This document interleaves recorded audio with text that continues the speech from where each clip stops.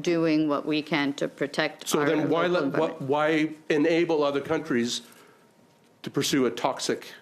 Well, my hope is through global plastics treaties, we're actually going to move the world away from... Why not stop exporting? I mean, that would contribute to your goals, right? What? Gang, what's up? Aaron, Canadian loony. Canadian federal politics are absurd, that's for sure. You've clicked the thumbnail, you read the title. Let's see what the full story is really all about. Let's kick it off. Thank you, Chair. Thank you, witnesses, for attending today.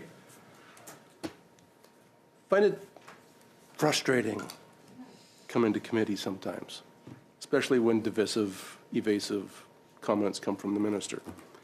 I have a question related to plastics and the recent changes. You've labeled plastic straws, utensils, and bags as toxic. So why is it okay for Canada to make plastic bags and straws and send them to other countries, export them for good economic reasons, but not okay for Canadians to use them? So first, let me say that we just recently had a decision from the Federal Court of Appeal that actually supported something that the Conservatives have fought us on all along, by the way, which is that we actually, not only that plastics can be toxic to the environment, but that the federal government has the ability to be involved in it. I understand that, but why are you allowing the export of products that we can't use here at home? So just to continue, because this is shocking news that now the Conservatives are actually supporting that we would have a listing of plastics as toxic. So I have not heard that support from at all. I mean, I'm wondering about the regulatory hypocrisy. Like, it's something that we've been using domestically and globally for a long time, safely, hygienically, wonderful products.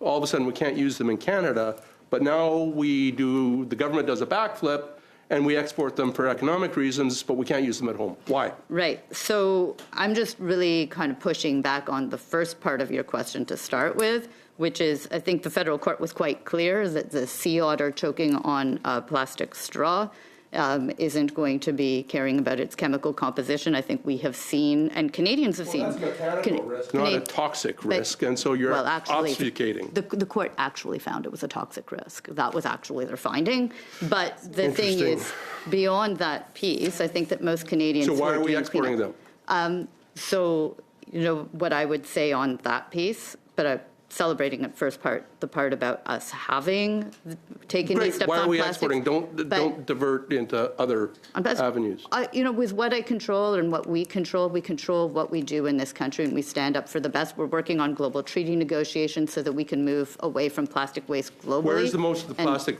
waste hit the oceans? What part of the world?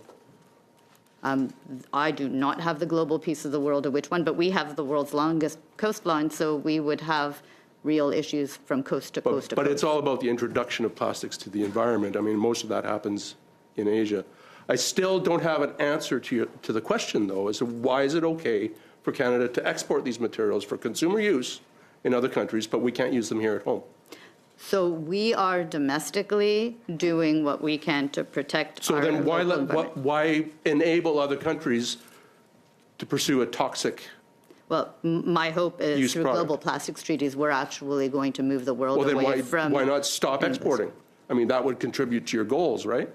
I think, well, first, common goals for all Canadians to not want to have plastics washing up on our shores and not have them in our green So you're spaces. telling me that it's okay for plastic to fall in or be dumped into the Milk River in Montana, flow into Alberta, and that's okay because, you know, it's okay to export it to the United States.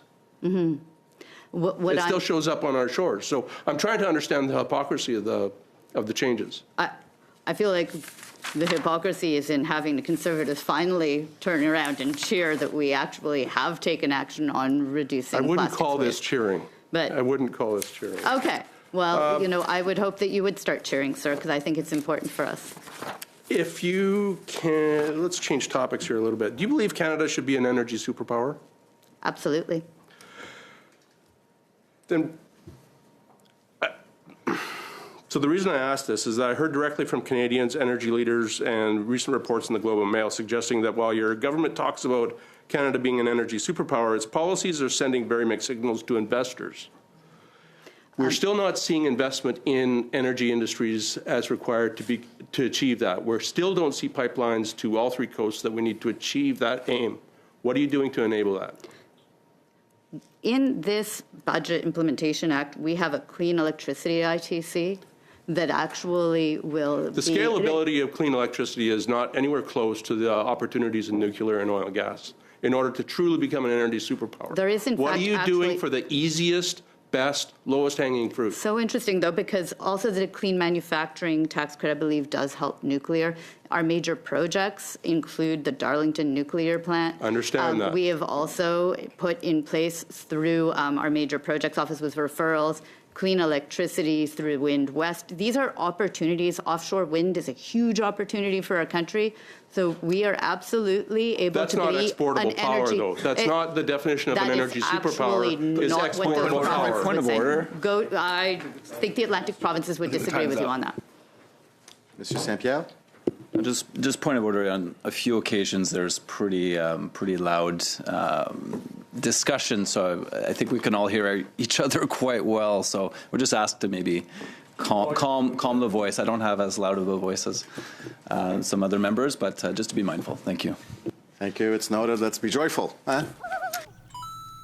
Canadian federal politics are absurd. My name's Aaron. This is Canadian Looney. If you've enjoyed our video, smash the like, hit subscribe. That is it. Thank you all so much for watching. Get your Canadian federal politics right here. Ciao for now, gang. Catch you in the next one.